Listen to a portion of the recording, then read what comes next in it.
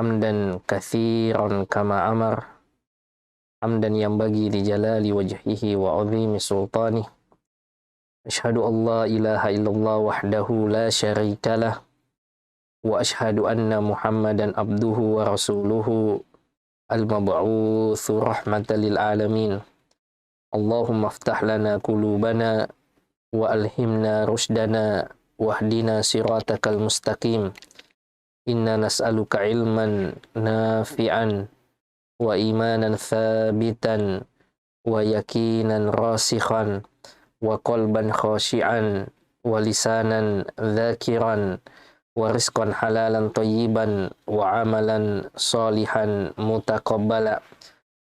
Pemirsa Ruas TV yang dimuliakan Allah Subhanahu wa taala, kembali senantiasa kita memperbaharui syukur kita kepada Allah Subhanahu wa taala.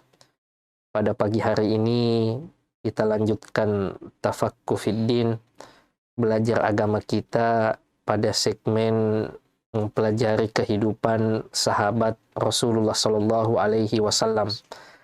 Sebagaimana yang disampaikan oleh Ustadz Indra tadi, bahwa mempelajari tentang kehidupan atau kisah sahabat Rasulullah Shallallahu Alaihi Wasallam menjadi sesuatu yang harus bagi setiap Muslim, karena mereka adalah muridnya Rasulullah Shallallahu Alaihi Wasallam.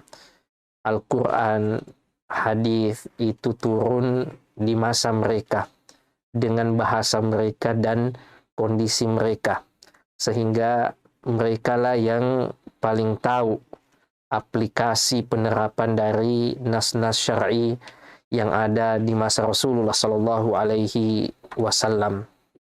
Lebih dari itu, ada athar dari Abdullah bin Mas'ud radhiyallahu taala anhu yang menceritakan tentang bagaimana sahabat ini adalah orang-orang yang dipilih oleh Allah Subhanahu wa taala. Bukan orang-orang yang kemudian muncul kebetulan. Ya, kebetulan mereka orang Madinah, kebetulan mereka orang Mekah, hidup di zaman Rasulullah, akhirnya menjadi sahabat. Betapa banyak orang yang hidup di masa Rasulullah, lihat Rasulullah, bahkan keluarganya Rasulullah. Akan tetapi Allah tidak pilih mereka. Seperti Abu Lahab dan putranya Utbah dan Utaibah. Ini kan semuanya orang dekat dengan Rasulullah. Setiap hari lihat Rasulullah. Bahkan dia ada hubungan keluarga. Iya, ada hubungan keluarga. Abu Lahab itu kan pamannya Rasulullah. Utbah dan Utaibah sepupunya, bahkan pernah menjadi menantunya Rasulullah Shallallahu Alaihi Wasallam sebelum Rasulullah diangkat sebagai nabi.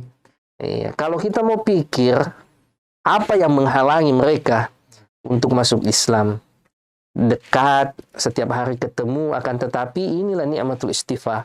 Ya, nikmatul ikhtiar, bagaimana Allah Subhanahu wa taala yang memilih memang mereka. Makanya Abdullah bin Mas'ud mengatakan, innallaha nazara fi qulubil ibad. Allah Subhanahu wa taala memperhatikan semua hati manusia.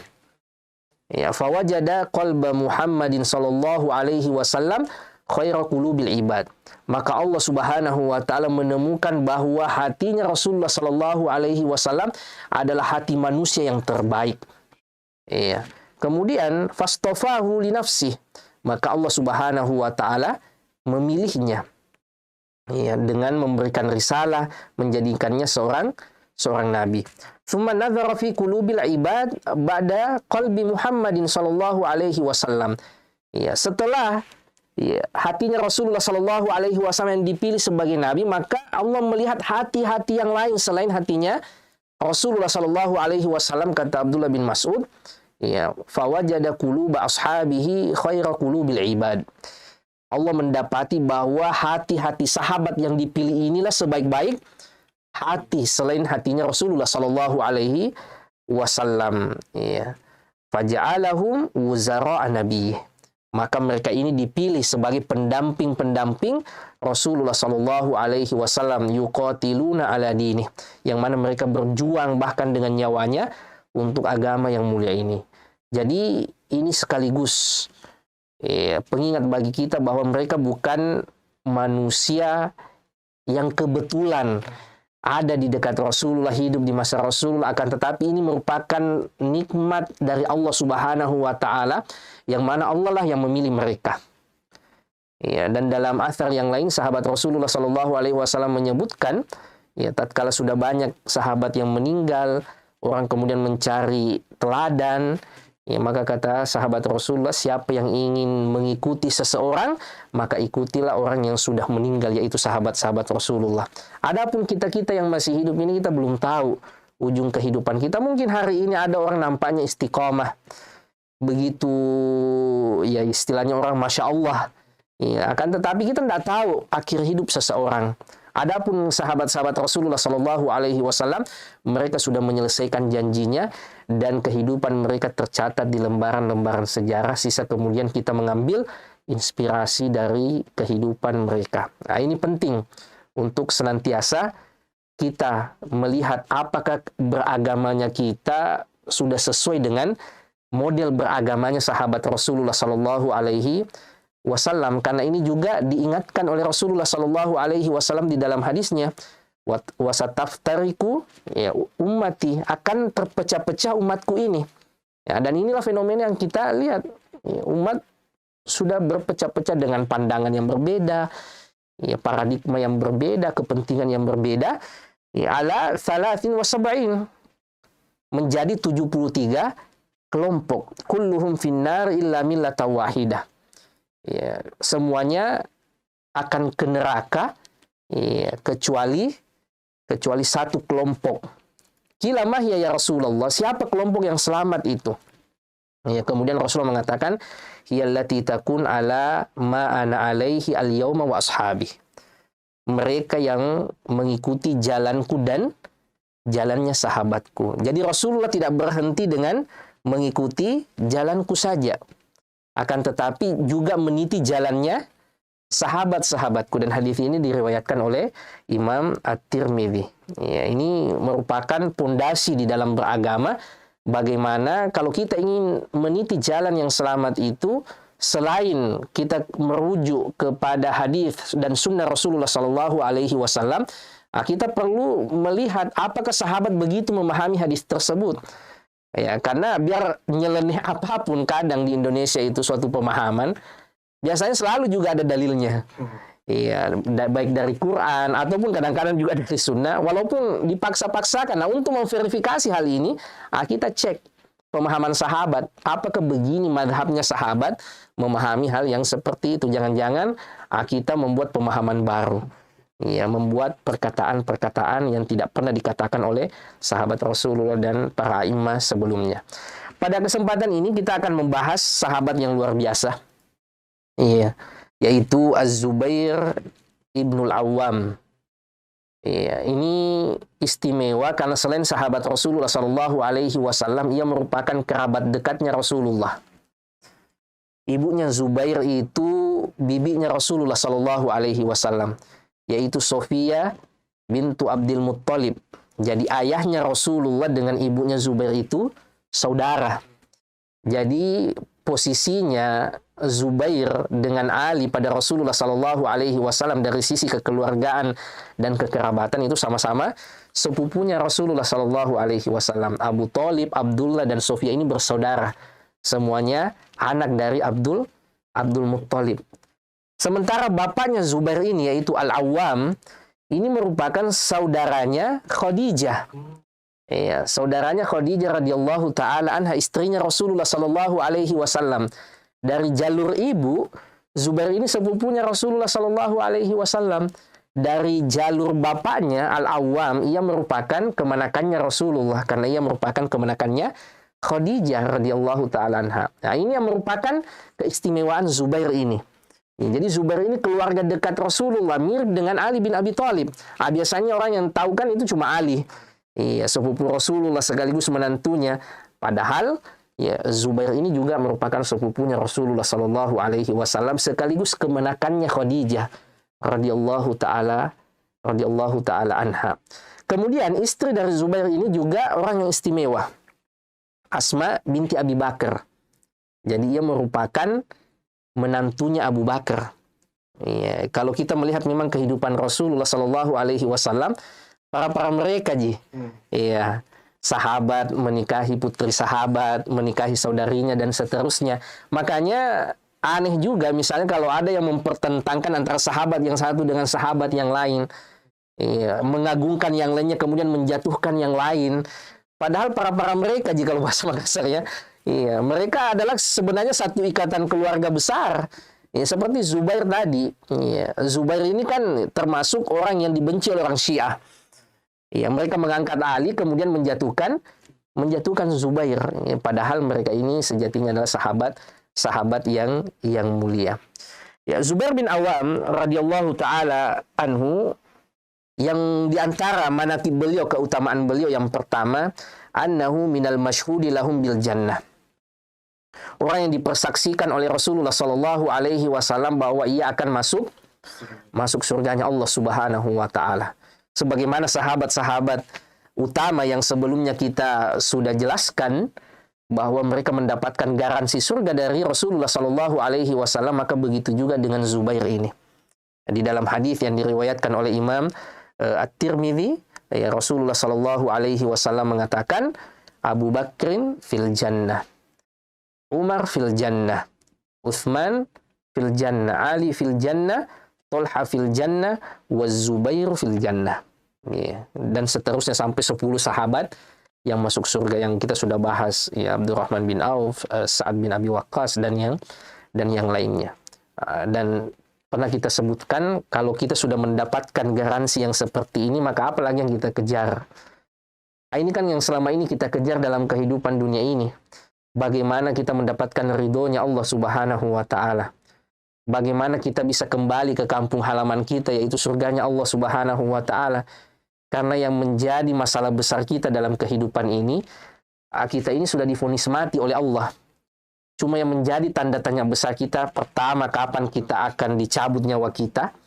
Entah kita dalam keadaan baik-baik, atau dalam keadaan bermaksiat waliyadzubillah. Dan kemudian ujung dari perjalanan kita ini. Karena destinasinya, ujung akhirnya itu cuma 2 saja. Surga atau nerakanya Allah Subhanahu wa Ta'ala. Nah, sahabat yang mulia ini sudah disebutkan oleh Rasulullah Sallallahu Alaihi Wasallam bahwa ia akan masuk surga. Maka untuk yang seperti ini, sekiranya tidak ada keutamaannya kecuali hanya hadis ini saja, maka ini sudah cukup. Ya, karena tidak semuanya di-list oleh Rasulullah, si fulan masuk surga, si fulan masuk surga. Ya, kecuali beberapa orang dari sahabat Rasulullah Sallallahu Alaihi Wasallam yang Rasulullah sebut secara khusus. Bahkan di dalam satu hadis ini yang disebut 10 sahabat Rasulullah Sallallahu Alaihi Wasallam yang dijamin langsung oleh Rasulullah Sallallahu Alaihi Wasallam sebagai penghuni surga. Kemudian yang kedua, pemirsa yang dimuliakan Allah Subhanahu wa Ta'ala, wa min manaqibihi anna Nabiy sallallahu alaihi wasallam syahidalahu bi annahu yamutu syahidan. Di antara keutamaan Zubair bahwa Rasulullah sallallahu alaihi wasallam juga mempersaksikan bahwa ia akan mati syahid. Ya, sebagaimana yang kita sebutkan tadi, kita tidak tahu kehidupan kita ini ujungnya gimana. Ya, apakah kita meninggal dalam keadaan lagi ceramah, lagi mengajar, atau lagi jalan ke masjid, lagi sholat. Itu yang kita harapkan. Ya, meninggal dengan keadaan yang baik, husnul khatimah. Ataukah waliyadzubillah, orang yang meninggal dalam keadaan perjalanan pergi bermaksiat atau lagi bermaksiat. Ya, ini yang kita tidak tahu. Sementara sahabat ini sudah disebutkan bahwa ia akan mati syahid. Ia sebagai seorang syahid. Rasulullah Shallallahu Alaihi Wasallam di dalam hadis yang diriwayatkan oleh Imam Muslim, dan tentu saja hadisnya adalah hadis yang sahih dari Abu Hurairah, Rasulullah Shallallahu Alaihi Wasallam pernah di suatu waktu beliau di atas dataran tinggi di Hira, wa Abu Bakr wa Umar wa Utsman wa Ali wa Tolha wa Zubair. Ya, jadi 6 orang sahabat Rasulullah saat itu yang ikut. Siapa? Abu Bakar, Umar, Utsman, Ali, Tolha, dan Zubair. Maka saat itu terjadi guncangan. Maka Rasulullah Shallallahu Alaihi Wasallam mengatakan, tenang, wahai gunung. Iya, fama alaika illa nabi. Karena yang di atasmu ini adalah seorang nabi dan seorang siddiq serta orang-orang yang syahid. Iya, jadi yang ada saat itu adalah siapa? Rasulullah seorang nabi. Kemudian yang siddiqnya siapa? Abu Bakar. Selainnya ini semuanya baik dari Abu Bakar, Umar, ya, kemudian Utsman, Ali, Tolha, dan Zubair, Ini sahabat Rasulullah Sallallahu Alaihi Wasallam yang mendapatkan syahadah. Gimana kisah syahidnya sahabat yang mulia ini, Zubair bin Awam. Jadi Zubair bin Awam syahid di waktu perang Jamal. Ya, kita mungkin pernah membahas di masa kepemimpinan Utsman dan di masa kepemimpinan Ali. Ya, di masa kepemimpinan Utsman ini wilayah kekuasaan Islam itu sangat luas sekali. Di masa Umar itu menaklukkan dua imperium, yaitu Romawi dan Persia.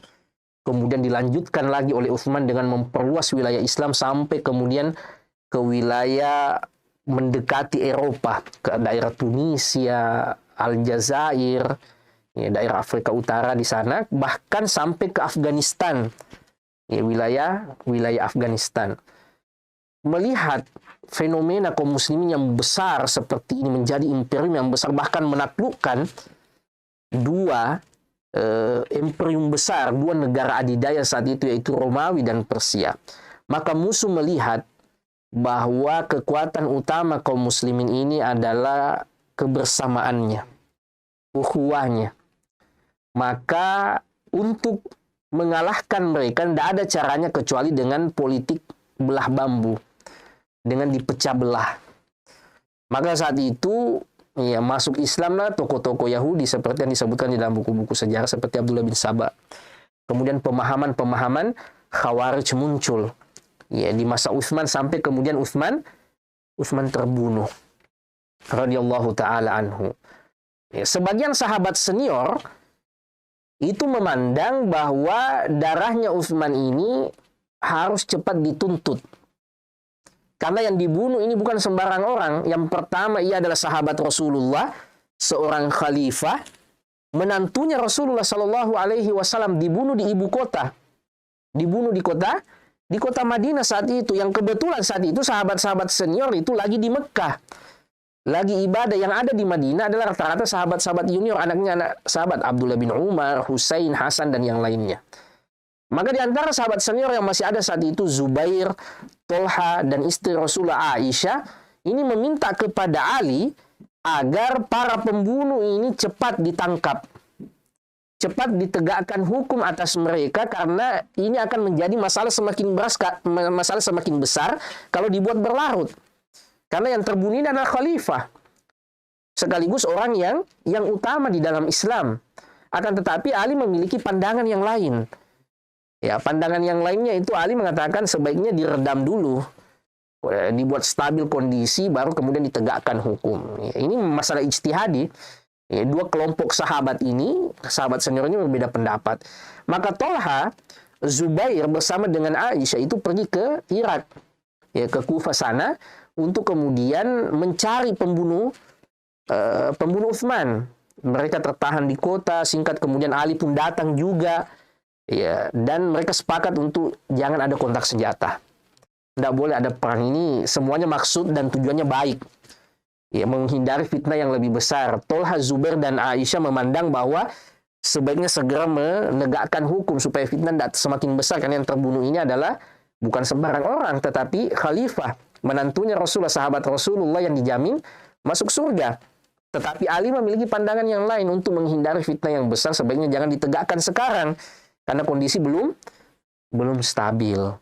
Mereka sepakat, karena ternyata setelah mereka berunding, ternyata tujuan kita sama.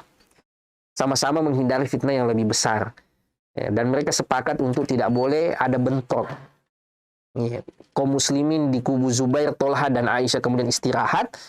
Kubu Ali juga istirahat pada malam itu. Ini yang tidak disukai oleh musuh-musuh Allah Subhanahu wa Ta'ala. Ya, mereka akur. Maka orang-orang Khawarij yang membunuh siapa? Utsman ini melihat kalau kondisi stabil seperti ini, mereka damai, maka yang akan menjadi korban adalah otomatis mereka yang akan ditangkap nantinya, cepat atau lambat. Maka mereka tidak suka kondisi ini. Mereka pergi menyerang kubunya Zubair dan kubunya Tolha yang lagi istirahat, lagi tidur malam. Sehingga banyak di antara prajurit Zubair dan Tolha yang kemudian meninggal, terluka. Dan kemudian dikejar pasukan ini, dan ia cerbiknya dan liciknya bergabung dengan pasukannya Ali. Sehingga pasukan yang mengejar para pembunuh ini akhirnya mengejar ke kubu Ali melihat ini pelanggaran dari perjanjian tadi siang. Tadi siang kan isi perjanjiannya tidak boleh ada bentrok. Ternyata tujuan kita sama-sama baik, menghindari fitnah yang besar. Akan tetapi begini cara mengadu domba, pergi membunuh lawan, baru kemudian bergabung dengan lawannya, sehingga terjadilah bentrok. Akan tetapi Zubair, Tolha itu menahan diri. Karena ia tahu bahwa ini adalah fitnah. Ini sama-sama sahabat Rasulullah, sama-sama kaum muslimin. Maka Tolha mengatakan hentikan. Akan tetapi sebagaimana kata Ibnu Taimiyah, rahmatullahi alaih, kalau fitnah itu sudah berkobar, maka susah untuk dikendalikan. Orang cerdas sekalipun tidak bisa mengendalikan orang bodoh kalau fitnah itu sudah berkobar. Termasuk Zubair menghentikan pasukan ini untuk jangan bentrok, bahkan ia mundur, mau kembali ke Madinah. Saat itu ada seorang yang kemudian untuk mencari muka, karena dia menganggap bahwa Zubair ini kan musuhnya Ali. Padahal mereka ini sepupu keluarga. Ali putra Abu Thalib, sementara Zubair putra Sofia.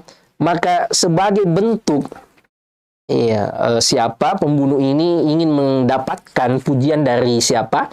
Dari Ali, maka ia membunuh Zubair. Radhiyallahu taala anhu, bahkan memenggal lehernya. Ini dibunuh oleh seorang khawarij yang bernama Ibnu Jarmus. Dibawakanlah kepala Zubair kepada Ali dengan berharap Ali akan senang. Akan tetapi apa kata Ali? La yadkhulanna, jangan orang itu masuk ke tempatku. Justru ia akan masuk ke dalam nerakanya Allah Subhanahu wa taala. Karena saya pernah mendengar Rasulullah Shallallahu Alaihi Wasallam mengatakan, la yadkhulanna qatilu ibni Sofiyah an-nar.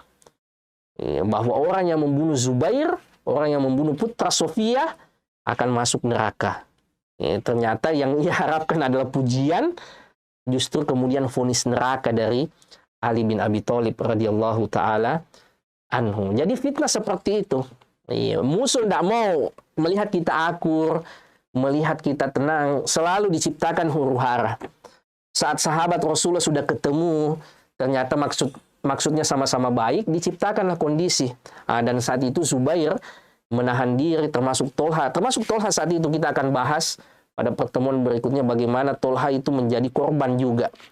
Karena seperti itulah, kalau fitnah sudah berkobar, maka yang ada adalah musibah. Lihatlah di negara-negara kaum muslimin, jangankan untuk pergi mencari rezeki, pergi bekerja, sekedar untuk beribadah saja, itu kadang sudah berat.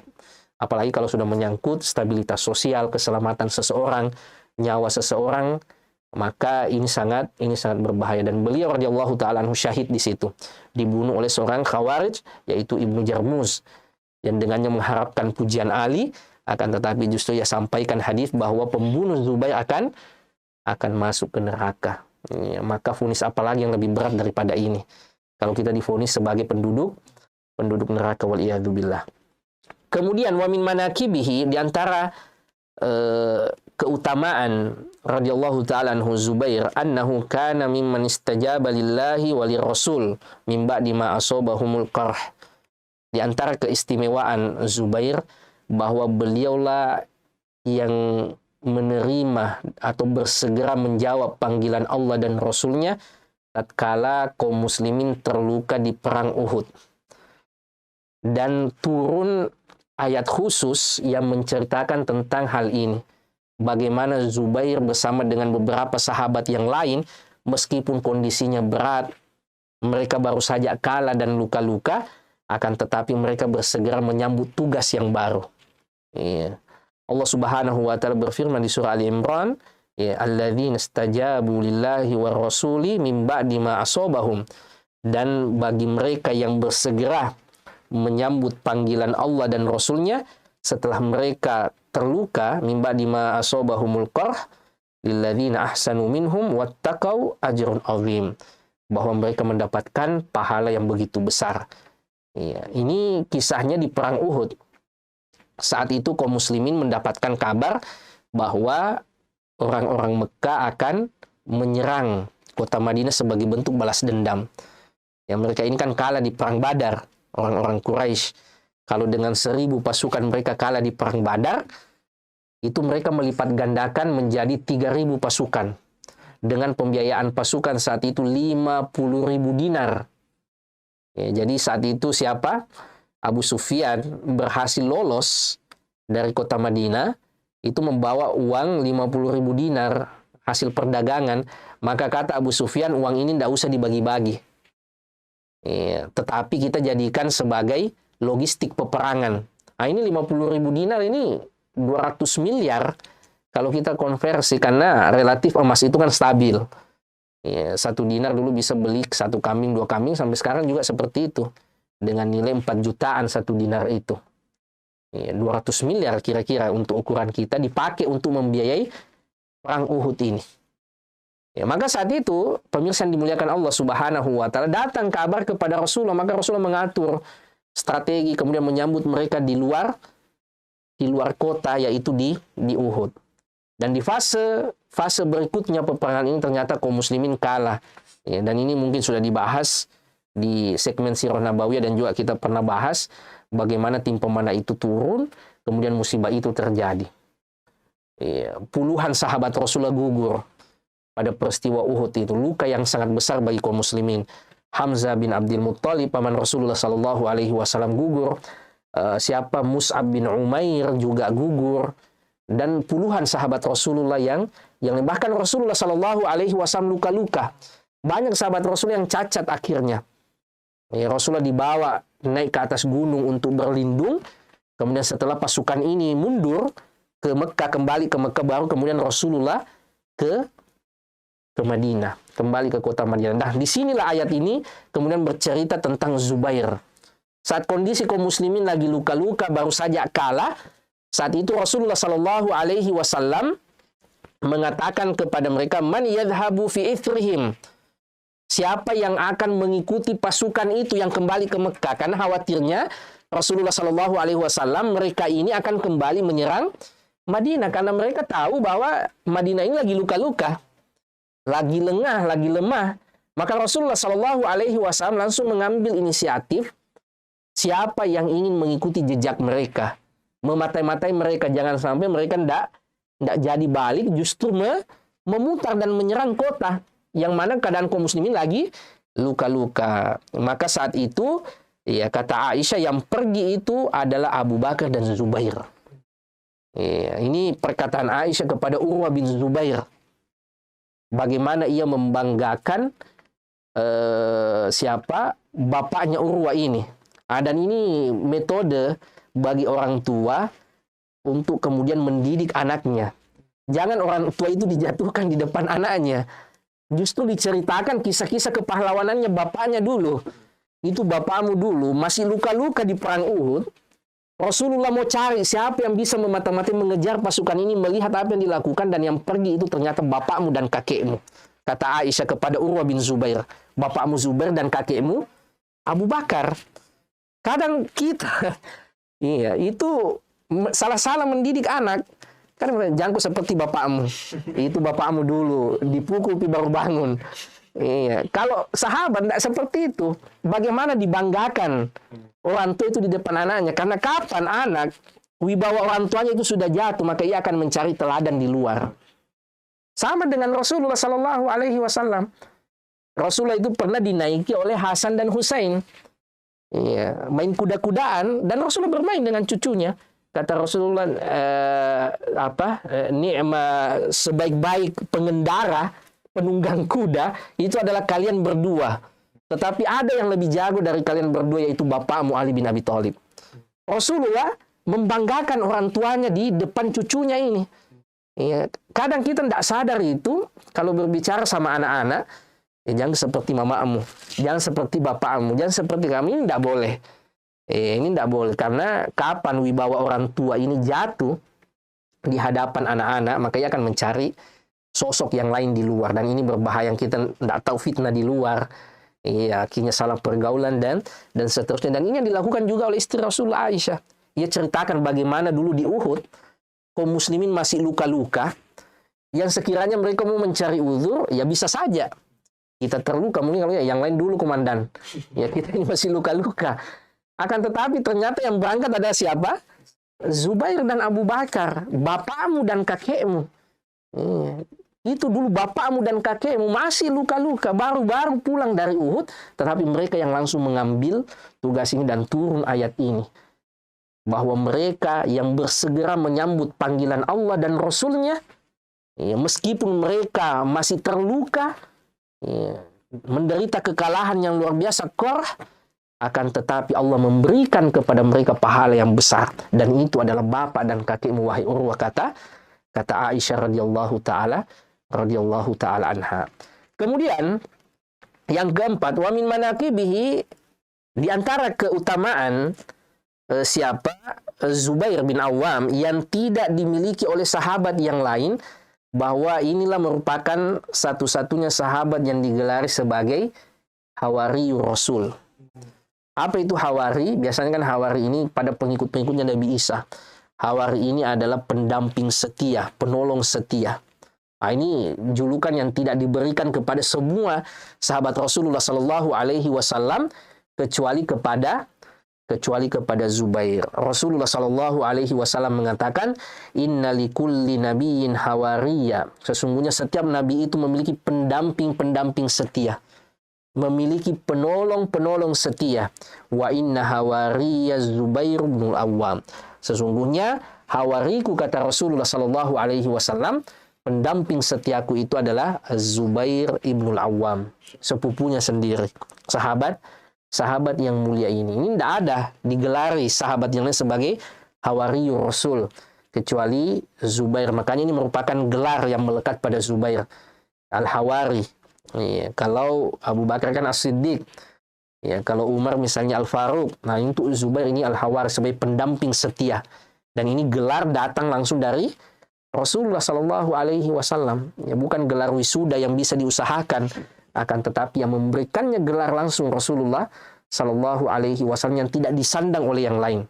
Abdullah bin Umar, di masa beliau ada seseorang yang mengatakan,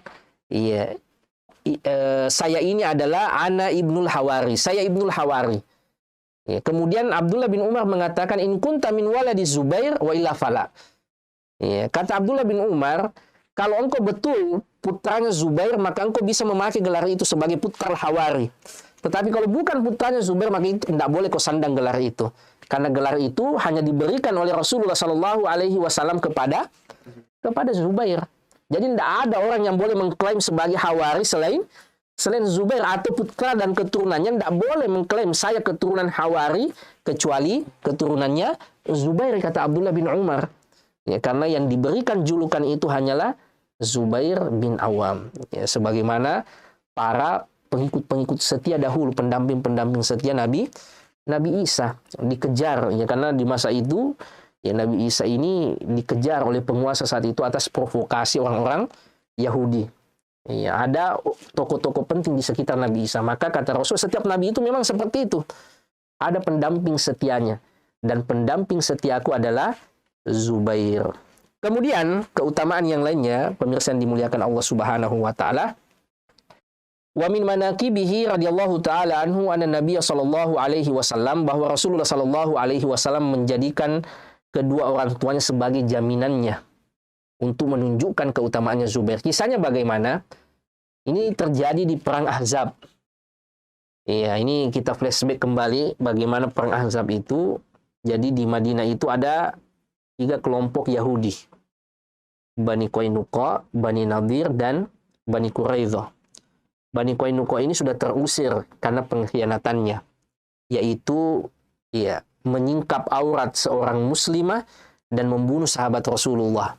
Ini melanggar kesepakatan mereka. Padahal Rasulullah sudah sangat toleran kepada mereka. Mereka jalan dengan agamanya, kaum muslimin jalan dengan agamanya. Akan tetapi mereka melanggar perjanjian dengan membuat onar, membunuh sahabat Rasulullah, bahkan mempermalukan seorang muslimah di pasar, menyingkap auratnya. Kemudian Bani Nadir, ini kelompok Yahudi yang kedua. Bani Nadir ini juga melakukan pengkhianatan. Rasulullah datang meminta diat, meminta denda, dan mereka sepakat untuk membayar denda, akan tetapi ternyata mereka mengambil momen itu untuk naik ke atas bangunan dan ingin menimpakan batu besar kepada Rasulullah, ingin membunuh Rasulullah. Sebenarnya orang Yahudi yang lain sudah memperingatkan, jangan lakukan itu, karena kita tahu sendiri bahwa Muhammad ini adalah Nabi. Kalau kita mau membunuhnya, pasti Jibril akan menyampaikan. Ternyata betul.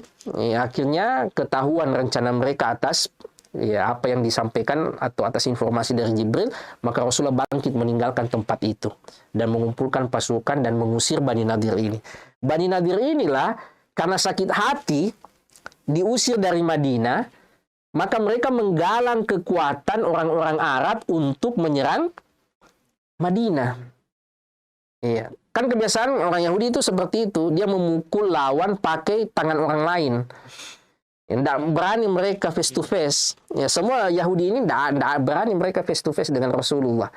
Mereka galang Quraisy, mereka galang Ghatafan, hingga terjadilah Ahzab. Aliansi yang berjumlah 10.000, yang penduduk Madinah saja dengan wanita, anak-anak, orang tua itu tidak sampai 10.000. Sementara pasukan yang datang ini ada 10.000.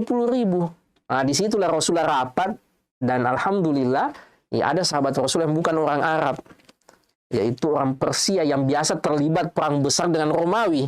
Nah, ini kan negara adidaya, biasa mereka dengan jumlah ratusan ribu. Maka kata Salman, kunna bi ardil Faris idza husirna khandaqna alaina. Ya Rasulullah, kalau kami dahulu di Persia terlibat perang besar seperti ini dikepung, maka kami menggali parit yang galiannya itu sekaligus dijadikan benteng di tempat kita sehingga tidak bisa diloncati oleh kuda. Ini langsung diterapkan, diadopsi oleh Rasulullah. Makanya saat sampai pasukan ini, yang 10.000 ini kaget. Abu Sufyan, salah seorang pemimpin mereka saat itu yang belum masuk Islam, mengatakan, wallahi hadza laisa min khida'il Arab. Demi Allah, ini bukan kebiasaannya orang Arab. Dari mana lagi Muhammad dapat? Ya itu karena kebiasaan rapat, bertukar pikiran, keberkahannya musyawarah. Ya itu langsung diadopsi Rasulullah. Ternyata ini tidak bisa dijebol. Tapi ada pintu di belakang yang dijaga oleh suku Yahudi yang terakhir. Sisa Bani apa? Bani Quraidah. Bani Qainuqa sudah diusir, Bani Nadir diusir dan bahkan menggalang kekuatan Ahzab ini. Di belakang ini, karena model kota Madinah itu seperti huruf V. Ya, di depan ini yang kosong. Ini yang digali parit. Kiri dan kanan ini tidak bisa, karena ada Haro Syarqi, ada Haro Garbiyah. Tidak bisa dilalui oleh kuda. Satu-satunya depan dan belakang. Belakang ini ada jalan kecil, ini ada benteng, ini ada gerbang yang dijaga oleh Bani Quraidah. Mereka sepakat dengan Rasulullah tidak melibatkan mereka repot-repot gali parit, repot-repot berperang di front terdepan. Cukup mereka tutup saja pintu itu, jangan dibuka sama sekali. Datang Bani Nadir untuk melobi saudara Yahudinya, Bani Quraidah. Mengatakan, kami sudah datang dengan pasukan yang besar, tidak ada jalannya sama sekali Muhammad dengan sahabatnya akan selamat. Awalnya, Bani Quraidah ini mengatakan, saya sudah terikat perjanjian. Tidak mau dibukakan, akhirnya dipakai strategi licik oleh Bani Nadir ini, di lobi terus sampai akhirnya dia buka. Rasulullah SAW, karena kecerdasan beliau ingin selalu memastikan keamanan pintu belakang. Maka disinilah keutamaannya Zubair. Rasulullah SAW mengatakan, man ya'ti Bani Quraidah faya'tini bi khabarihim. Siapa yang mau ke belakang untuk mengecek kabarnya Bani Quraidah, jangan sampai mereka berkhianat seperti saudara-saudaranya yang lain sebelumnya. Datang dengan kabar mereka, dan pesan Rasulullah SAW, kalau mereka ternyata berkhianat, kasih bahasa isyarat yang tidak dipahami oleh sahabat-sahabat yang lain. Kan ini bahaya. Ya, karena kapan ditahu yang di belakang ini jebol, ini bisa merupakan malapetaka bagi penduduk kota Madinah. Kita capek-capek jaga yang di depan, ternyata yang di belakang jebol. Maka kata Rasul, kalau mereka berkhianat, kasih bahasa isyarat. Tetapi kalau mereka masih komitmen, ya silakan dengan bahasa yang sorry. Bahasa yang bisa dipahami oleh semua orang. Dan yang pergi saat itu, saat Rasulullah mengatakan siapa yang mau berangkat, maka di sini Zubair yang mengangkat tangan. Zubair yang menerima tugas itu. Padahal yang di belakang ini kan masalah karena sudah jebol. Yang di belakang ini semuanya musuh, tetapi yang datang adalah Zubair. Ternyata Zubair mengecek mereka berkhianat. Ya, Zubair kembali memberikan kabar, dan ini kecerdasannya Zubair, kira-kira bahasa isyarat apa yang bisa dipahami oleh Rasulullah bahwa mereka berkhianat. Maka Zubair mengingat peristiwa Adol dan Qurrah. Ada dua suku yang pernah minta dai, minta guru kepada Rasulullah, dikirim sahabat-sahabat terbaik Rasulullah, ternyata itu merupakan konspirasi untuk dibunuh, pengkhianatan. Maka Zubair mengatakan kepada Rasul, Adol wa Qurrah ya Rasulullah. Akhirnya dipahami oleh Rasul, ternyata mereka seperti Adol dan Qurrah. Mereka berkhianat. Ya, dan ini lagi-lagi kepahlawanan seorang Zubair. Setelah perang ini usai, maka Rasulullah Shallallahu Alaihi Wasallam itu istirahat, ingin meletakkan pedang. Datang malaikat Jibril mengatakan, wahai Muhammad, kenapa engkau meletakkan pedangmu sementara kami para malaikat belum meletakkan pedang-pedang kami? Berangkat ke Bani Quraidah, suku Yahudi yang terakhir ini yang berkhianat. Karena pengkhianatan mereka sangat membahayakan kaum muslimin. Akhirnya Rasulullah Shallallahu Alaihi Wasallam itu ke belakang. Ya, ke belakang, dan di sanalah kemudian Rasulullah Shallallahu Alaihi Wasallam menyelesaikan suku Yahudi yang terakhir ini. Adapun hukumannya bukan Rasulullah yang menentukan, akan tetapi sahabat Rasulullah Sa'ad bin Mu'ad. Ya, karena Sa'ad bin Mu'ad ini dulu sekutunya orang Yahudi, sekutunya Bani Quraidah sebelum datangnya Islam. Ya, Bani Quraidah itu senang. Ya, mungkin dia akan mendapatkan grasi karena sekutunya ini, sahabatnya dulu. Akan tetapi ternyata keputusan Sa'ad bin Mu'ad itu lebih keras, yaitu dengan hukuman mati, karena mereka ini adalah pengkhianat. Akhirnya mereka dihukum mati. Ya, ini Bani Quraidah, dan yang datang saat itu memberi kabar kepada Rasulullah, menyanggupi tugas berat ini adalah lagi-lagi Zubair bin Awam. Sampai-sampai Rasulullah Shallallahu Alaihi Wasallam mengatakan, tatkala Zubair yang mengambil tugas ini, fidaka abi wa ummi, bapakku dan ibuku menjadi jaminan wahai Zubair. Maksudnya apa? Saking disayangnya Zubair, ya, saking dekatnya Zubair dengan Rasulullah Sallallahu Alaihi Wasallam. Kemudian keutamaan selanjutnya, pemirsa yang dimuliakan Allah Subhanahu Wa Taala, wa min manaqibihi anna Amirul Mukminin Utsman bin Affan radhiyallahu taala anhu syahidalahu bil khairiyah. Di antara keutamaan Zubair, bahwa Zubair ini dipersaksikan kebaikannya oleh Amirul Mukminin Utsman bin Affan. Wa annahu kana min ahabbin nasi ila Rasulillah. Dan bahkan Utsman mengatakan di antara orang yang paling dicintai oleh Rasulullah Sallallahu Alaihi Wasallam, yaitu sepupunya Zubair bin Awam radhiyallahu taala anhu. Kisahnya bagaimana, ikhwas sekalian, pemirsa yang dimuliakan Allah Subhanahu Wa Taala? Jadi pernah suatu saat Utsman ini sakit keras. Dikira beliau ini sudah akan meninggal. Ya, ini bukan peristiwa yang betul-betul beliau meninggal, tapi pernah sebelumnya beliau itu sakit keras.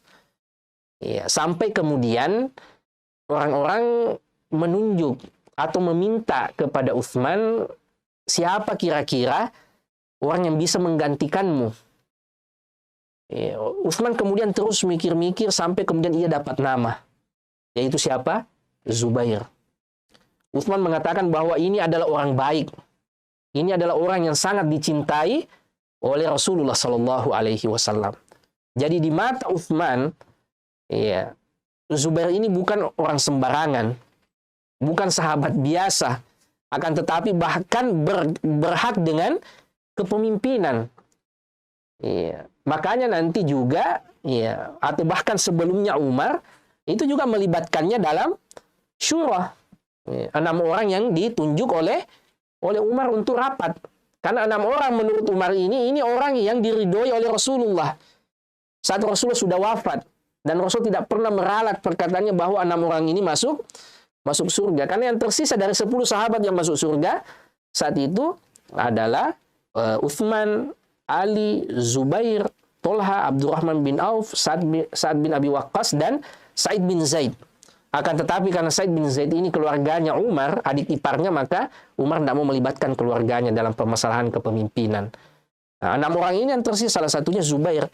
Jadi menurut Umar dan Utsman, Zubair ini memiliki keutamaan yang luar biasa, itu terutama masalah leadership, kepemimpinan. Berhak juga dalam permasalahan khilafah. Ya, meskipun pada akhirnya nanti ia tidak menjadi khalifah, karena ternyata Utsman saat itu belum wafat. Nanti kemudian dibunuh oleh orang-orang Khawarij, dan pada akhirnya nanti kemudian orang-orang membaiat Ali bin Abi Thalib radhiyallahu taala anhu. Kemudian Yang akan kita bahas selanjutnya bagaimana kisah-kisah kepahlawanan Zubair ini. Ya, di perang Badar, Zubair bercerita, laqitu yauma badrin Ubaidah bin Sa'id. Pada waktu perang Badar, itu kata Zubair, saya ketemu dengan orang yang bernama Ubaidah bin Sa'id. Ubaidah bin Sa'id ini karena rapatnya baju besinya itu tidak ada sama sekali yang bisa kena pedang, kecuali hanya matanya saja yang terlihat, kata Zubair. Nah, itu kan seperti itu. Orang Arab biasa itu kalau pakai kalau pergi berperang itu lengkap dengan baju besinya. Kemudian lehernya ini dilindungi rantai. Akan tetapi untuk siapa? Ubaidah bin Sa'id ini bukan sekedar pakai helm, bahkan mukanya pun tertutup. Kecuali yang terlihat hanya matanya saja. Maka saya, kata Zubair, terus menyerangnya sampai kemudian saya berhasil menusuk matanya. Nah, itu kan bisa stres orang itu. Ini kok dipukul terus dengan pedang tapi tidak kena-kena juga. Akhirnya kata Zubair, saya berhasil menusuknya tepat di lubang matanya itu, karena tidak ada lubang yang lain kecuali hanya itu. Dan masih banyak kisah-kisah kepahlawanan Zubair yang lain. Terakhir, pemirsa yang dimuliakan Allah Subhanahu wa taala, di antara nasihat-nasihat Zubair yang tertulis dengan tinta emas dalam sejarah umat ini, ya, Zubair pernah mengatakan kepada anaknya, dan ini diriwayatkan oleh Al-Khatib. Ya, beliau mengatakan kepada anaknya, la tujadilin nasa bil Quran.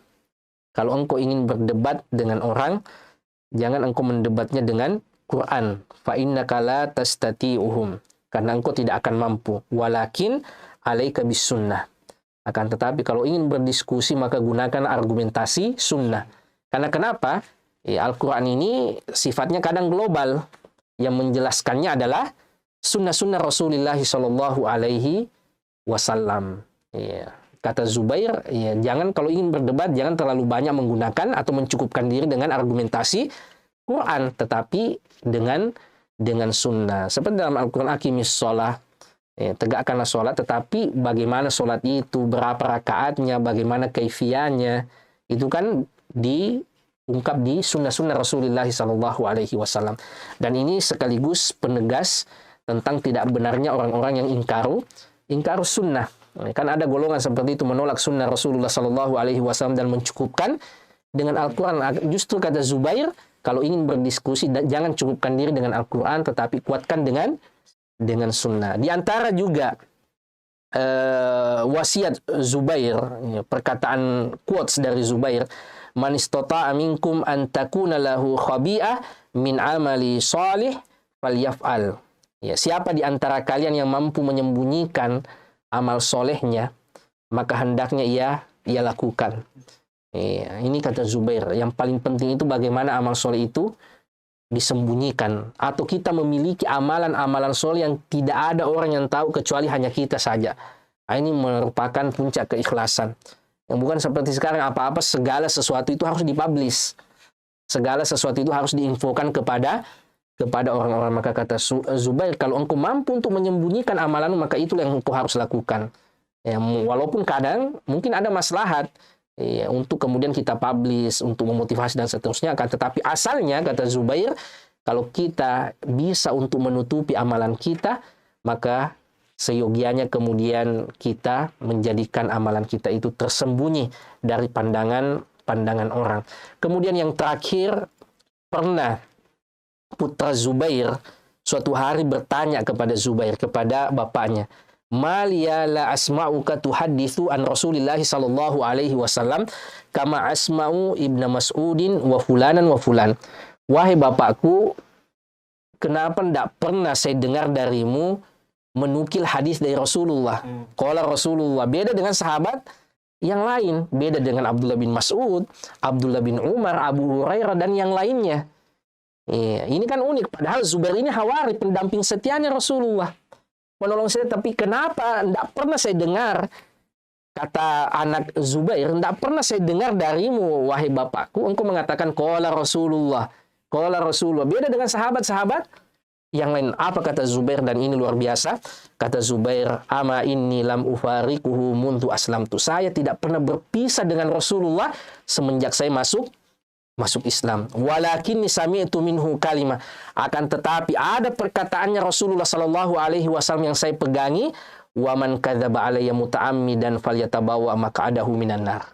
Siapa yang menyampaikan tentangku yang tidak aku katakan, tidak aku lakukan, kata Rasulullah sallallahu alaihi wasallam, muta'ammidan dengan sengaja, maka persiapkanlah tempat kembalinya, tempat duduknya di neraka. Maka Zubair khawatir jangan-jangan nanti saya menyampaikan sesuatu yang tidak bisa saya pastikan, lupa-lupa, kemudian saya menisbatkannya, menyandarkannya kepada Rasulullah sallallahu alaihi wasallam. Saking hati-hatinya, saking tidak inginnya menisbatkan sesuatu kepada Rasul, jangan-jangan itu nanti tidak dikatakan oleh Rasulullah sallallahu alaihi wasallam. Dan ini masalah kita kadang dengan mudahnya orang menisbatkan sesuatu kepada Rasulullah. Tuntutlah ilmu walau sampai di negeri Cina.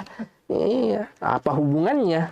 Iya, meskipun mungkin dari sisi makna ada baiknya, tetapi tidak semua yang baik itu bisa dinisbatkan kepada Rasulullah sallallahu alaihi wasallam. Hemat pangkal kaya, rajin pangkal apa begitu. Ini kan semua perkataan-perkataan yang baik, tetapi tidak semua perkataan yang baik itu bisa disandarkan kepada Rasulullah. Dan ini kehati-hatian seorang Zubair. Saya tidak pernah berpisah dengan Rasulullah sejak saya masuk Islam. Akan tetapi ada hadis Rasulullah sallallahu alaihi wasallam yang saya khawatirkan, yaitu siapa yang berdusta atas namaku, maka siapkanlah tempat duduknya di neraka. Maka Zubair mengatakan, ini yang membuatnya menahan diri untuk selalu menyampaikan bahwa Rasulullah berkata ini, Rasulullah berkata itu. Beda dengan seorang kita mudah sekali menyandarkan kepada Rasul, apalagi di grup-grup WhatsApp. Siapa yang berpuasa 1 hari di bulan Rajab maka seperti mendapatkan Lailatul Qadar, yang berpuasa di 2 hari maka seperti ini, dan itu yang pahalanya sangat fantastis sekali dan seterusnya. Ini tentu saja kita khawatir jangan-jangan ini merupakan ancaman atas setiap kita, orang-orang yang berdusta atas nama Rasulullah. Kalau saja orang sekali Zubair sebagai pendamping setia Rasulullah menahan dirinya untuk tidak menyandarkan apa-apa yang tidak dikatakan oleh Rasulullah, maka tentu saja kita lebih khawatir jangan-jangan kita menyandarkan apa yang tidak dikatakan oleh Rasulullah sallallahu alaihi wasallam.